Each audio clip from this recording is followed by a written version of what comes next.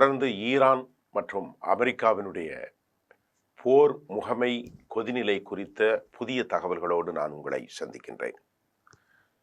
ஈரானுடைய ஆட்சி மாற்றம் ஒன்றை குறிக்கோளாக கொண்ட அமெரிக்கா, யூரோப்பிய யூனியன் மற்றும் யூத நாடு ஒரு பெரிய அளவிலான திட்டங்களை வகுத்து அந்த நாட்டிற்குள் பெரும் கலவரத்தை ஏற்படுத்த முயல்வதாக ஈரானுடைய உச்சபட்ச தலைவர் ஆயத்துல்லா கோமினி மட்டுமல்ல, ஈரானுடைய பிரசிடென்ட் மசூத் பெசஸ்கியான் போன்றவர்கள் அமெரிக்கா இஸ்ரேலுடைய சதி திட்டத்தை குறித்து வெளிப்படையாக கடும் குற்றச்சாட்டை அவர்கள் எழுப்பியிருந்தார்கள். இதற்கிடையிலே 31 பிராவின்ஸில் அதிக இடங்களில் தொடர்ந்து பரவியதாக சொல்லப்பட்டிருக்கக்கூடிய கடுமையான கலவரத்தை ஈரானுடைய அல்-குஸ் IRGC படைகள் கட்டுக்குள் வந்திருப்பதை உறுதி செய்ய முடிகின்றது.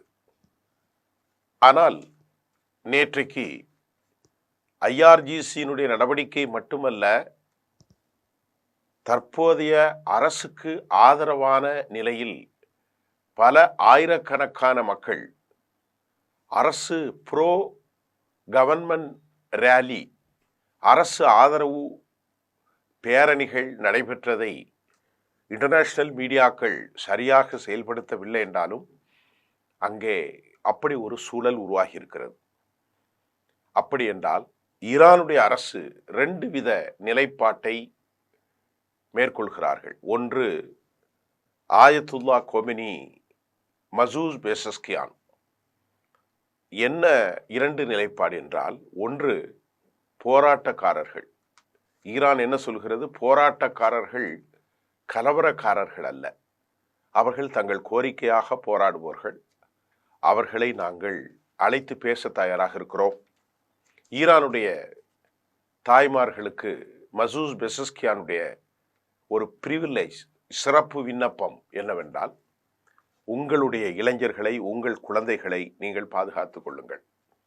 ஏனென்றால் தவறான அமெரிக்கா இஸ்ரேலுடைய வழிகாட்டுதலுக்கு உட்பட்டு இது மாதிரியான கலவர கும்பல்களிடத்தில் தவறான போதனைகளின் மூலம் அவர்கள் சிக்கிக் கொள்ளாமல் இருப்பதற்கு உங்களுடைய இளைஞர்களை, பிள்ளைகளை ஒவ்வொரு தாய்மார்களும் பெற்றோர்களும் பாதுகாத்துக் கொள்ள வேண்டும்.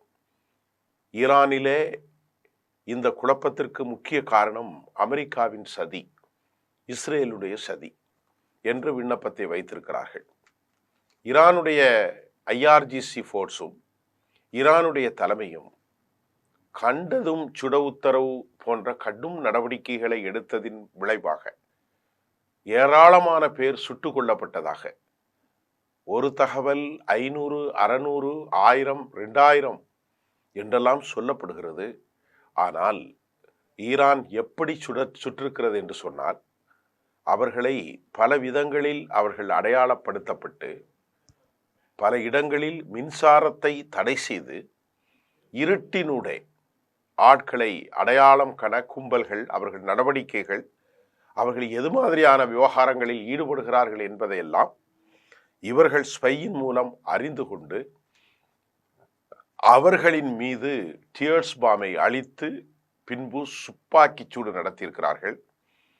கிட்டத்தட்ட ஆயிரக்கணக்கான பேர் கைது செய்யப்பட்ட கலவரக்காரர்கள். இதற்கு பின்னணி தகவலின் பால் அவர்கள் விசாரணை வளையத்திற்குள்ளே கொண்டு வரப்பட்டிருக்கிறார்கள். குறிப்பாக ஈரானுடைய மீடியாக்களை தாண்டி ஒரு செய்தி வெளியாகிறது என்னவென்றால், அமெரிக்கா, மொசாத், CIA 2 பேரும் குறிப்பாக வெளிநாடுகளில் இருந்து குடியேறியவர்களை குஸ்படை, அதாவது குர்திஸ் படைகளின் மூலம் உள்ளே வரக்கூடிய ஒரு டீம், மற்றொன்று ஈரானில் வாழும் வெளிநாட்டினவரை, குறிப்பாக இந்திய தொழிலாளர்களை பயன்படுத்தி அவர்களை மடைமாற்றம் செய்து அவர்களை கலவரக்காரர்களாக மாற்றி அங்கிருக்கக்கூடிய லோக்கல் கும்பல்கள், மாப்ஸ், இவர்களையெல்லாம் பயன்படுத்தி இருக்கிறார்கள் ஒரு பெரும் நெட்வொர்க்கு என்று அதற்கு காரணமானவர்கள் முழுமையாக பிடிக்கப்பட்டிருப்பதாகவும் அல்லது கொல்லப்பட்டிருப்பதாகவும் அல்லது கடுமையான விசாரணை வலயத்திற்கு உள் கொண்டு வரப்பட்டிருப்பதாகவும் தற்போதைய செய்திகள் உறுதிப்படுத்துகிறது. ஏறக்குறைய கலவரம் முழுமையாக நிறைவு பெற்றிருக்கிறது. கலவரம் ஏறக்குறைய முழுமையாக முடிவுக்கு வந்திருக்கிறது என்றுதான் சொல்ல வேண்டும். ஏனென்று சொன்னால், நேற்றைக்கு ஒரு சம்பவத்தில் ஈரான் தெளிவாக அறிவித்தது. அமெரிக்காவினுடைய யூதர்களுடைய இந்த தூண்டுதலின் விளைவாக அங்கே ஒரு சம்பவத்தை அவர்கள் அரங்கேற்றினார்கள் என்று செய்திகள் வந்திருக்கிறது.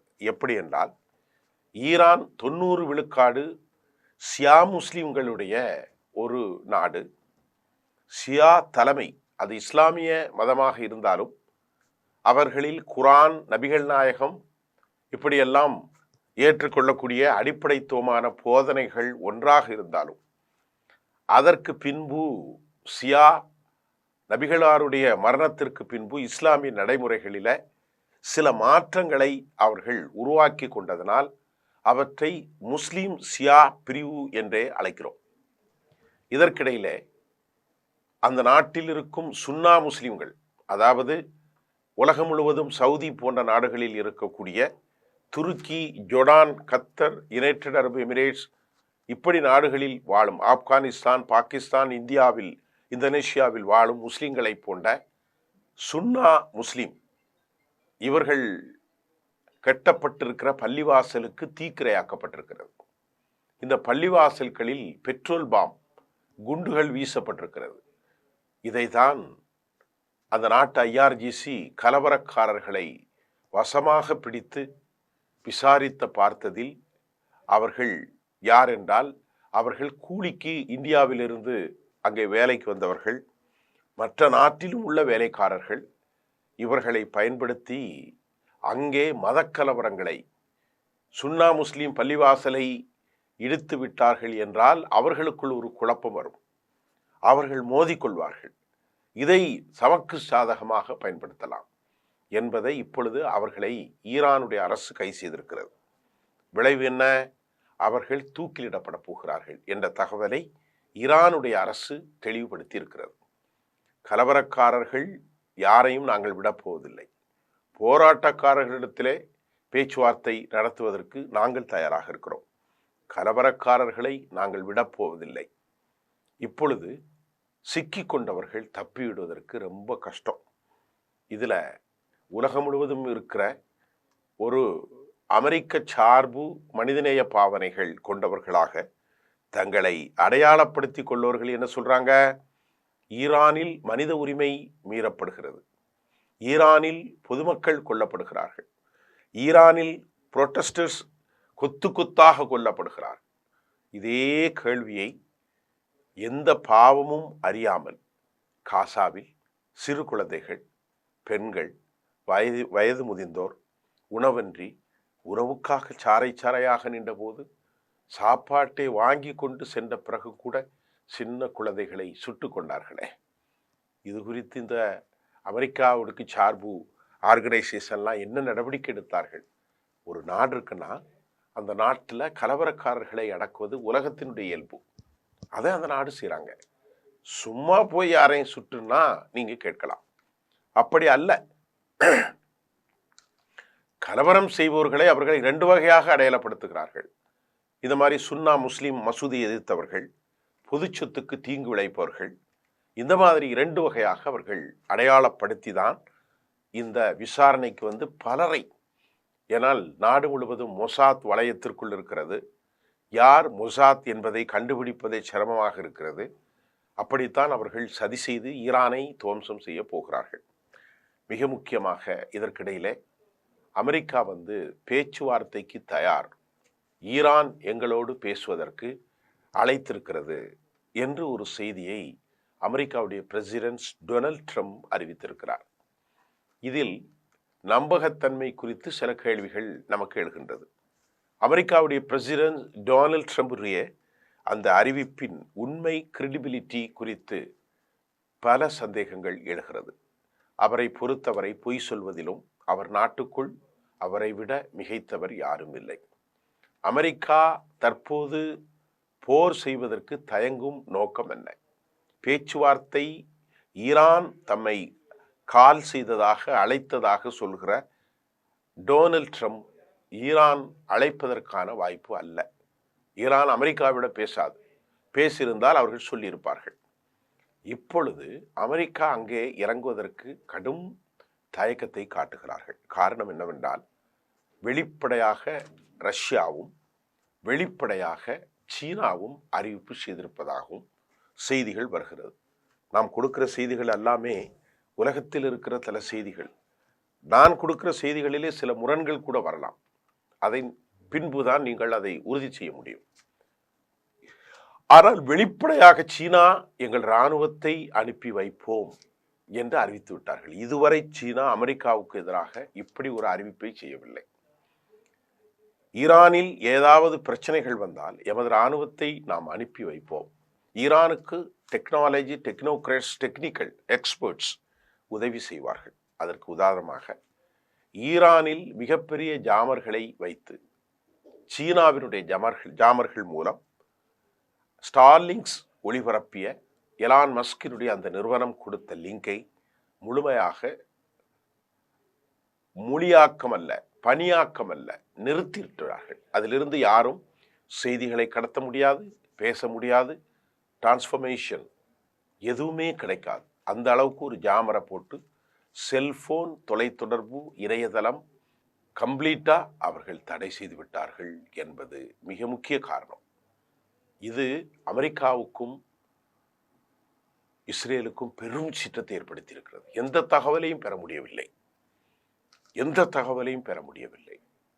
ஆகவேதான் அவர்கள் கொக்கரிக்கிறார்கள் என்றும் செய்திகள் வருகிறது. அமெரிக்கா பேச்சுவார்த்தை நடத்தி கொண்டாலும் அமெரிக்கா தனது தளங்களுக்கு ஏராளமான ஆயுதங்களை அவர்கள் அனுப்பி வைத்துக் கொண்டிருக்கிறார்கள். இதற்கிடையிலே சோவியத்துடைய புட்டினுடைய அறிவிப்பு, நாங்கள் தயாராக இருக்கிறோம் ஈரானுக்கு.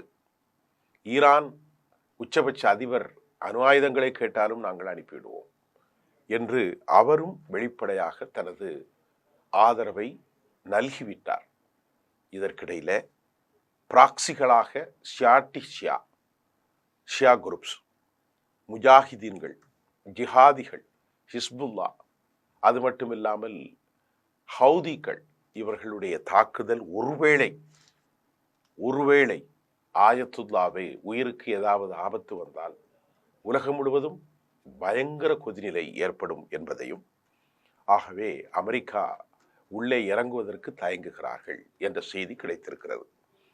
ஆனால் கடைசியாக தாக்கினால் மத்திய கிழக்கில் இருக்கும் அமெரிக்க தளங்கள் முழுமையாக நாசம் செய்யப்படும் என்பதை ஈரானுடைய நாடாளுமன்றத்தினுடைய சபாநாயகர் முஹம்மது கலிபாப் எக்ஸ்ட்ரீம் வார்னிங், காஷன், எச்சரிக்கை, அதை நேற்று நான் சொல்லிட்டேன். இப்போ அவங்க அதெல்லாம் யோசிக்கிறாங்க. ஏன்னா 12 நாட்கள் போரில் அவர்கள் இழந்தது ஏராளம். யாரு? இஸ்ரேல். அவர்களுடைய அனுபவம் ஏராளம். ஆகவே எப்போதும் முன்னால் துள்ளி கொண்டிருக்கக்கூடிய இஸ்ரேல் இப்பொழுதும் ஒரு நிலைப்பாட்டை எடுத்திருக்கிறார்கள். அமெரிக்கா தாக்கும் போது நாங்கள் உதவி செய்வோம், நாங்கள் முதலிலே தாக்கப் போவதில்லை என்ற அந்த முடிவுதின் விசாரணையின் அடிப்படையில் மார்க்கோ ரூபியோ பேசியிருக்கிறார் என்கின்ற தகவலும் வந்திருக்கிறது. இதற்கிடையே ஈரானுடைய என்வையோடு அமெரிக்காவினுடைய சிறப்பு என்வை ஸ்டீவ் விட்காஃப் ஈரானுடைய தூதரோடு telephonic conversation in between Steve Witkoff versus இன்னொருத்தர், அவர் பேர் எனக்கு தெரியல, அவரோடு பேசியிருப்பதாகவும் தற்போது செய்திகள் வெளியாகி இருக்கின்றது. சீனா, ரஷ்யா மற்றும் உண்டானவர்கள் வெளிப்படையாக சீனா அமெரிக்காவுக்கு எதிராக ஆதரவு கொடுத்தால் நிலைமை சிக்கலாகிவிடும் என்பதாலும் அமெரிக்கா யோசிப்பதாலும் அவர்கள் கீழே விழுந்து மீசையில் மண்ணொட்டாத கதையாக தூண்டிவிடப்பட்ட மொசாத், அதன் ஆதரவு கலவரக்காரர்கள் முழுமையாக அடக்கப்பட்டிருக்கிறார்கள், தோல்வியை சந்தித்திருக்கிறார்கள். மசூதியை எரித்தவர்களை கண்டுபிடித்த போதுதான் அவர்கள் இந்தியாவிற்குள் வந்த இந்தியாவில் உள்ள கூலிப்படைகளை விலை கொடுத்து வாங்கி ஈரானுக்குள் நுழைய வைத்து அங்கு இவர்கள் கலவரத்தை, குண்டுகளை மசூதிக்குள் வீசி எரித்ததை அவர்கள் கண்டுபிடித்து கடும் சிக்கலில் உருவாகி இருக்கிறார்கள். இதற்கிடையே இஸ்ரேல் மிக ஹை அலர்ட் என்ற செய்தி நமக்கு வந்திருக்கிறது. இஸ்ரேல் எப்படி என்று சொன்னால், இஸ்ரேலுடைய சோர்ஸ் என்ன சொல்கிறது என்றால், இஸ்ரேலுடைய security consultation over the weekend that told the Reuters news agency that Israel is on high alert. எல்லா for the possibilities of any US intervention. அதாவது இது நான் ஏற்கனவே சொன்னதான், அவர்களாக நேரடியாக தாக்கப் போவதில்லை. அமெரிக்கா அவர்களில் ஏதாவது தாக்கினால் இவர்கள் உதவி செய்வார்கள். இஸ்ரேலுடைய ஈரானும் இந்த 12 நாட் போரில் அவர்கள் பெற்றதை, ஈரான் அதாவது retaliated by the firing missiles at Israel and US airbase in Qatar. இந்த செய்திகளும் அவர்களுக்கு அனுபவம் வந்திருக்கிறது. அமெரிக்காவுடைய மிலிட்ரி என்ன சொல்றாங்கன்னா, considering the range of the option in according to the US President Donald Trump returned to the Washington late on Sunday evenings in abroad Air Force. அப்பதான் இந்த செய்தியை அவர் வெளியிடுகிறார். ஏர்போர்ட்ல இருந்து, ஏர்பேஸ்ல இருந்து தான் அவர் எந்த செய்தி சொல்றார், ஈரான் எங்களுக்கு கால் பண்ணாங்க, நாங்க இதுவரைக்கும் எதுவும் செல்ல நடவடிக்கை பேசல அப்படின்னு சொல்றார். அவர் என்ன சொல்றாருன்னா, நாங்க எங்களுடைய நம்பர் ஆஃப் இன்டெலிஜென்ஸினுடைய தகவல்களை பெற்றுக்கொண்டிருக்கிறோம், கருத்துக்களை பெற்றுக்கொண்டிருக்கிறோம். ஆனால் இதுவரை no final decision we understand has been made. எந்தவித முடிவுகளும் டெட்டர்மினேஷனும் எடுக்கப்படவில்லை. But the option could include cyber attacks or even direct strikes. இதை தான் அவர் சொல்லியிருக்கார். இப்போ அவங்களுக்குள்ள ஒரு, இது அல் ஜசீராவுடைய செய்தி, அமெரிக்காவுக்கு ஒரு பெரும் தயக்கம் இருக்கிறது. அதனால அமெரிக்கா என்ன சொல்றாங்க இப்பன்னு பார்த்தா, ஈரான் தாங்கள் போருக்கு தயார், அழிந்தாலும் பரவாயில்லை என்ற முடிவுக்கு வந்திருப்பது அமெரிக்காவை இந்த மாதிரி பேச வைத்திருக்கிறது. அது மட்டுமல்லாமல் ஈரான் எதிராக இவர்கள் சொல்வதெல்லாம் பொதுமக்கள் கொல்லப்படுகிறார்கள். ஆனால் ஈரான் சொல்கிறது பொதுமக்கள் அல்ல, துரோகிகள் கொல்லப்படுகிறார்கள். எமது நாட்டில் பிறந்து அமெரிக்காவுக்கும் மொசாத்துக்கும் ஆதரவாக இருப்பவர்கள் படுகொலை செய்யப்படுவார்கள். அவர்களை தூக்கிலிடாமல் நாங்கள் விடப்போவதில்லை. இதுதான் அமெரிக்காவுக்கும் இஸ்ரேலுக்கும் பெருத்த இடைஞ்சல். ஏனென்றால் நெட்வொர்க்கே கம்ப்ளீட்டாக காலி பண்ணிட்டாங்க. இந்த நிலையில ஈரானுடைய பார்லிமெண்ட் ஸ்பீக்கர் சொன்னதை நான் உங்களுக்கு சொல்லிவிட்டேன்.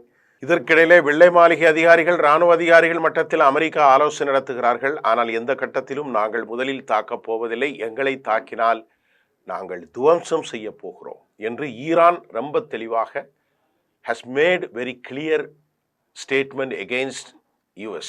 நாங்கள் தாக்க போறதில்லை, எங்களை தாக்குனா அவங்க காலி அப்படிங்கிற மாதிரி வச்சிருக்காங்க. இப்போ ஈரானிடத்திலே சில கலெக்டிவ் என்ன சொல்றது, பிளஸ்டர் கொத்து குண்டுகள் இருக்கிறதாக சொல்லப்படுகிறது. அதற்கு அவங்க பயப்படுறாங்க. ஏன்னா அந்த ஏவுகணைகளை பற்றி நான் அடுத்த முறை உங்களுக்கு நான் சொல்கிறேன். அது பல விதங்களில் அது ஒரு கொத்து குண்டாக ஏவுகணைகள் மாறினால் மிக பெரும் சேதாரத்தை ஏற்படுத்தும் என்பதையெல்லாம் அவர்கள் அறிந்திருக்கிறார்கள். அது ஒருவேளை ஈடுபடுத்தப்பட்டால், ஒருவேளை சோவியத் சில விஷயங்களை கொடுத்து விட்டால் தாங்கள் எதிர்கொள்ள முடியாத சிக்கலை உருவாகிவிடும் என்று அமெரிக்கா அஞ்சுவதாகவும் நமக்கு இப்பொழுது செய்திகள் வந்திருக்கிறது. யூரோப் யூனியன் மறுபடியும் ஈரானுக்கு அதிகபட்சமான தடைகளை செய்திருக்கிறார்கள். ஏற்கனவே EU ஆல்ரெடி தடைகளை கொடுத்திருக்கிறார்கள். தற்போதைய நிலையில் அமெரிக்காவினுடைய முடிவுகள் எதுவும் எடுக்கப்படவில்லை. அப்பாஸ் அராகச்சி ஃபாரின் மினிஸ்டர், ஈரானுடைய வெளிவிவகாரத்துறை அமைச்சர் என்ன சொல்றார் அப்படின்னு சொல்லி பார்த்தா, நாங்கள் பயங்கரவாதிகளோடு போர் செய்வதை ஒருபோதும் நிறுத்தப் போவதில்லை. அதே போன்று அமெரிக்காவுடைய military action from US president Donald Trump, Araghchi என்ன சொல்றான்னா, அமெரிக்காவுடைய அச்சுறுத்தல், we are ready for war but also for dialogue. பேச்சுவார்த்தைக்கு தயாராகத்தான் இருக்கிறோம், அதை மீறினா நாங்கள் போருக்கு தயாராக இருக்கிறோம். ஃபாரின் மினிஸ்டருடைய இந்த குற்றச்சாட்டு ஈரானுடைய நிலைப்பாட்டை உறுதி செய்திருக்கிறது. சைனா ஃபாரின் மினிஸ்டர் ஒரு கருத்தை சொன்னதை நான் சொன்னேன். It is opposed to the foreign interference in the internal affairs of their countries and Trump threats against Iran. வெளிநாட்டினுடைய தலையீடு உள்நாட்டு விவகாரத்தில் இருக்கக்கூடாது அப்படிங்கிறத சீனா தெளிவுபடுத்தியிருக்கிறது. Supreme leader taken to social media seemingly to hit back at the Donald Trump's frequent taunting and threatening remarks about his country. அது ஏற்கனவே சொல்லிட்டார். அது ஒரு சாத்தானிக் ஃபோர்ஸ். எந்த எல்லைக்கும் நாங்கள் தயாராக இருக்கிறோம் என்று சொல்லியிருக்கிறார்கள். தனது அரசு ஆர்ப்பாட்டக்காரர்களுடைய பேச்சை கேட்க தயாராக உள்ளது. கலவரக்காரர்கள் மற்றும் பயங்கரவாத கூறுகளை அளிப்பதை நாங்கள் ஏற்றுக்கொள்ள மாட்டோம். அரசாங்கம் முற்றிலும் வெறுக்கப்பட்டாலும் போராட்டங்கள் மீண்டும் ஒருங்கிணைந்த எதிர்ப்பில்லாமல் அவர்களுக்குள்ள இந்த போராட்டக்காரர்களுக்குள்ள ஒரு நெட்வொர்க் இணைப்பில்லை.